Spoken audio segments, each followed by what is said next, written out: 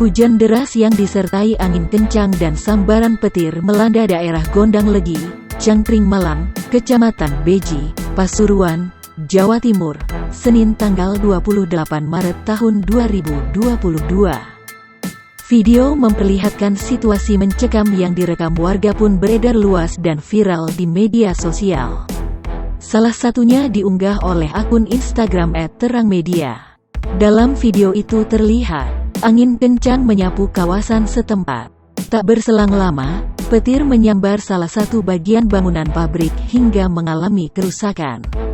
Berdasarkan informasi yang dihimpun, hujan deras dan angin kencang melanda hampir di seluruh kecamatan Beji, mengakibatkan beberapa atap rumah warga rusak.